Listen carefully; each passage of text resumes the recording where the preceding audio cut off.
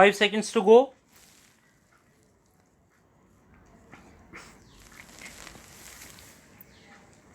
Start. In our strategy of development, we want growth and greater equality.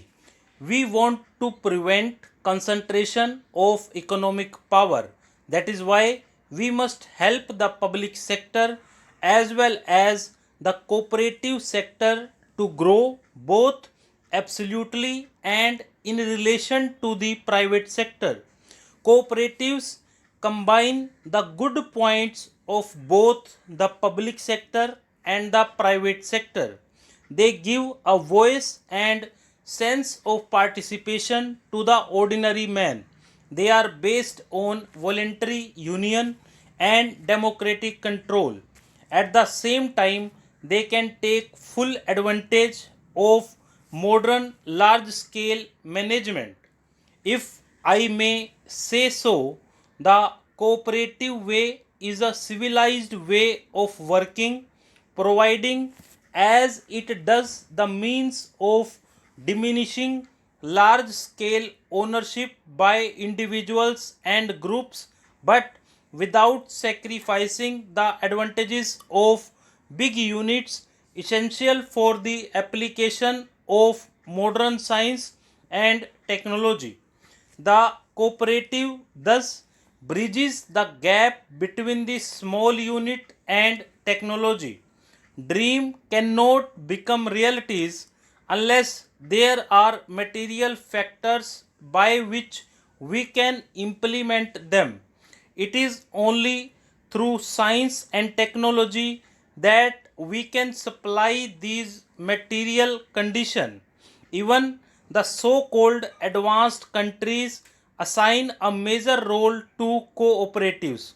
Therefore, I felt they fulfill a more extensive economic function than we are normally aware of.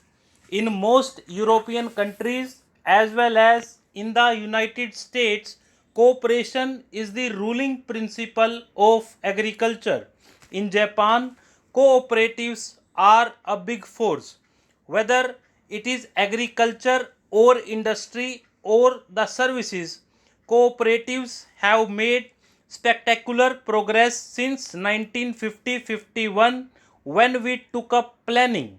I find that the total agricultural credit dispensed by cooperatives was only rupees 300 million in that year, while last year the figure rose to rupees 300 450 million.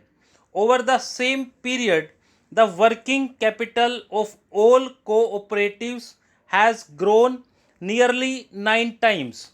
I am particularly impressed by the great strides made by this movement in agricultural processing and marketing sectors. Cooperation is an ideal instrument for rural development. In the government of India, cooperation is part of the same ministry which looks after agriculture, community development, and food. But cooperation has as vital a role in urban areas as in rural areas. All over the world, urbanization has led to the erosion of people's ability to live a well adjusted corporate life. People might reside together in cities, but they are isolated and lonely and do not seem to live together. Our cooperators should devote more attention to the consumer movement. The utility of consumer cooperatives is not limited to the fight against rising prices. We have another fight, hardly less important, which is that for quality. Cooperatives can ensure quality in what is produced much better than private trade can. We need much greater participation by cooperatives in banking. In our country, banking has largely remained the preserve of the affluent, at any rate of the middle class and above. not only in its control but even in its reach. It has cared more for the big man than the small man. Only rarely do we find that common people having recourse to banks.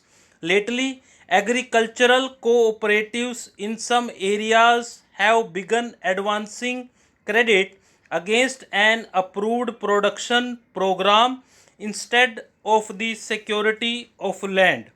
A well run cooperative banking program can finance a large number of small entrepreneurs, such as graduates who want to set up small industries, etc. Cooperative banks can also attract small savings, especially if they go to the people instead of expecting them to come to them, waiting long hours and filling forms. I believe some banks in western and southern India have already made a beginning of on these lines. Having spoken of the cooperatives, I must also sound a note of caution. Not all that we hear about the actual working of cooperatives flattering. There is the general belief which I mentioned that the cooperatives help the bigger people rather than the small people. Such a state of affairs would defeat the very purpose of the cooperative movement. Secondly, our cooperatives seem to have become far too dependent on financial aid from the government. This is a negation on the basis of cooperation, which is self help and self reliance. Thirdly, there is also a widely prevalent feeling that cooperatives are too mixed up with politics. I find that you are discussing how to de-officialize the movement. I find that you also discuss how to depoliticalize it.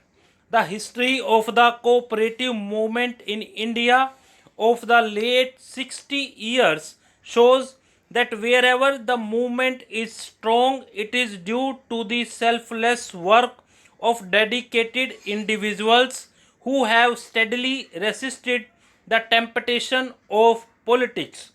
They have regarded cooperation as an alternative form of serving the people. There is great need in the country today in every walk of life for selfless people. It is more so in the cooperative movement. Cooperation enshrines the principle that the social good is supreme. It is because cooperation is a form of social control and also helps the common man to improve his lot. Stop.